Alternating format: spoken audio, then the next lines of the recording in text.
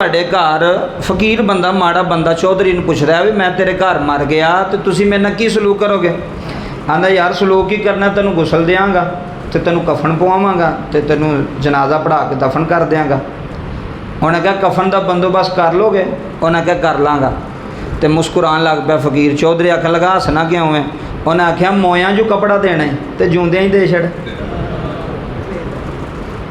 ਮੋਇਆਂ ਤੇ ਕਫਨ ਸਾਰੇ ਆਉਂਦੇ ਨੇ, ਸਾਨੂੰ ਵੀ ਕਈ ਬੰਦਿਆਂ ਦੇ ਭਾਈ ਕੋਈ ਮਾੜਾ ਬੰਦਾ ਹੋਇਆ ਤਾਂ ਕਫਨ ਅਸੀਂ ਪਵਾ ਛੱਡਾ। ਮੈਂ ਜਿਉਂਦਿਆਂ ਨੂੰ ਪਵਾਓ।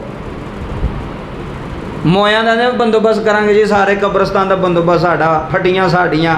ਮੈਂ ਮੋਇਆਂ ਦਾ ਬੰਦੋਬਸਤ ਕਰਿਓ, ਜਿਉਂਦਿਆਂ ਦਾ ਨਾ ਕਰਿਓ। ਕੋਈ ਜਿਉਂਦਿਆਂ ਦਾ ਕਿਸੇ ਦਾ ਘਰ ਦਾ ਸੌਦਾ ਨਾ ਲਾ ਛੱਡਿਓ, ਕਿਸੇ ਦਾ ਬੱਚੇ ਨਾ ਖਾ ਛੱਡ ਤੁਹਾਡੇ ਪੈਸਿਆਂ ਤੋਂ।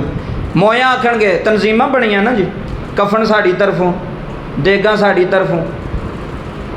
ਮੈਂ ਤਾਂ ਉਹਨਾਂ ਤਨਜ਼ੀਮਾਂ ਨੂੰ ਵੀ ਆਣਾ। ਅਗਲੇ ਦਿਨ ਇੱਕ ਬੰਦੇ ਕਿਹਾ ਮੈਂ ਭਾਈ ਕਿਸੇ ਜਿਉਂਦੇ ਨੂੰ ਭਾਈ ਕੱਪੜੇ ਲੈ ਕੇ ਦਿਓ, ਮਰਨਾ ਤਾਂ ਪਤਾ ਨਹੀਂ ਕਿਸੇ ਨੇ ਹੈ ਕਿ ਨਹੀਂ, ਕਦੋਂ ਮਰਨਾ।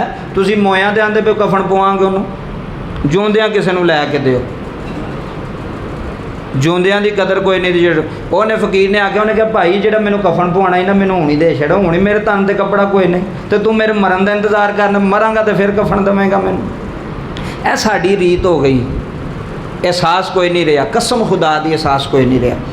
ਮੈਂ ਤੁਹਾਨੂੰ ਜਿਹੜੀ ਗੱਲ ਦੱਸੀ ਹੈ ਨਾ ਪਹਿਲੇ, ਇੱਕੋ ਹੀ ਦੌੜ ਹੈ ਹਰ ਬੰਦੇ ਦੀ ਪੈਸੇ ਦੀ, ਵੱਡੇ ਦੀ ਵੀ ਛੋਟੇ ਦੀ ਵੀ, ਹਰ ਬੰਦੇ ਦੀ ਇੱਕੋ ਹੀ ਦੌੜ ਹੈ। ਪੈਸਾ ਕਿਵੇਂ ਹੋਣਾ ਚਾਹੀਦਾ, ਜਮ੍ਹਾਂ ਕਿਵੇਂ ਹੋਣਾ ਚਾਹੀਦਾ, ਕੋਲ ਕਿਵੇਂ ਹੋਣਾ ਚਾਹੀਦਾ। ਜਿਹਦੇ ਕੋਲ 10 ਨੇ ਉਹ ਚਾਹੁੰਦਾ ਮੇਰੇ ਕੋਲ 100 ਹੋਵੇ, ਜਿਹਦੇ ਕੋਲ 100 ਹੋਵੇ ਉਹ ਚਾਹੁੰਦਾ ਮੇਰੇ ਕੋਲ 1000 ਹੋਵੇ, ਜਿਹਦੇ ਕੋਲ 1000 ਉਹ ਚਾਹੁੰਦਾ ਮੇਰੇ ਕੋਲ ਲੱਖ ਹੋਵੇ, ਤੇ ਜਿਹਦੇ ਕੋਲ ਲੱਖ ਹੈ ਉਹ ਕਹਿੰਦਾ ਕਰੋੜ ਹੋਵੇ, ਤੇ ਜਿਹੜਾ ਕਰੋੜ ਹੈ ਉਹ ਅੱਗੇ ਦੀ ਸੋਚਦਾ ਪਿਆ ਵੀ ਮੇਰੇ ਕੋਲ ਹੋਰ ਜ਼ਿਆਦਾ ਕਰੋੜ ਹੋਣ।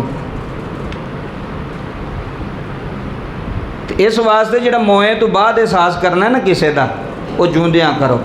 ਜਿਉਂਦਿਆਂ ਕਿਸੇ ਨੂੰ ਕੱਪੜੇ ਲੈ ਦਿਓ, ਜਿਉਂਦਿਆਂ ਕਿਸੇ ਦੇ ਘਰ ਖਾਣਾ ਪਹੁੰਚਾਓ, ਜਿਉਂਦਿਆਂ ਕਿਸੇ ਦਾ ਇੰਤਜ਼ਾਮ ਕਰੋ।